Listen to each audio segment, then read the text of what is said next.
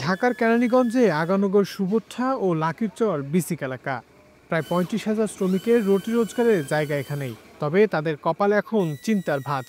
যে কোনো সময় গ্যাস সংকটের কারণে বন্ধ হয়ে যেতে পারে ৮৫টির মতো কারখানা। তিতাস গ্যাস যখন ছিল তখন আমরা ভালোভাবে ২৪ ঘন্টা ডিউটি চালাইতে পারছি। আর এখন তিতাস গ্যাস পাই না, আমরা এলপি বোতল গ্যাস দিয়ে চালাই। এজন্য আমাদের ২ শিফটে ২৪ ঘন্টার ডিউটিটা বন্ধ করে আমাদের ১ শিফট করে ৮ ঘন্টা ডিউটি আমরা চালাইতেছি। আমাদের কাজও ভালো হইতেছে না, আমাদের বেতনও ঠিকমতো পাইতেছি না। কারণ আমাদের কারখানার অবস্থা বেশি একটা ভালো না। কোম্পানিও চাপের ভিতরে আছে, আমরাও চাপের ভিতরে আছি। যে কোনো মুহূর্তে ফ্যাক্টরি বন্ধ দিতে হয়, আমরা বিরাট সমস্যা হয়ে যাব। কারখানার মালিকপক্ষের ধারণা, তিতাস গ্যাসের সংযোগ দ্রুত সময়ের মধ্যে না পেলে বন্ধ করে দিতে হবে তাদের ব্যবসা। দ্রুত সমাধানও দাবি করেন তারা।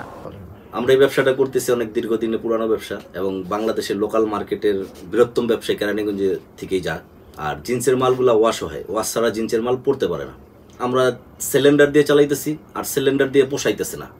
আমরা ৩ শিফটে চালাইতাম ২৪ ঘন্টা কাজ হইতো, এখন কাজ হয় আমাদের ৮ ঘন্টা ৭ ঘন্টা। এই কাজ করে আমরা অলরেডি লোসখানের মুখে আছি। প্রত্যেকটা মিলের মালিক এখন প্রতি বছরে ২০ লাখ ২৫ লাখ করে লস দিতেছে।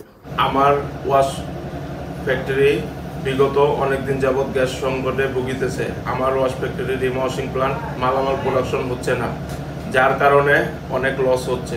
আমরা তিতাস গ্যাস না পেয়ে আমাদের অনেক ক্ষতির কারণ হচ্ছে। সরকার যদি সুনজর দেয়, গ্যাস দেয়, তাহলে আমাদের ব্যবসা টিকবে। ছোট্ট দুটি অঞ্চলের কারখানাগুলোর উপরই নির্ভর করে প্রায় ৩০,০০০-এর অধিক মানুষের জীবিকা।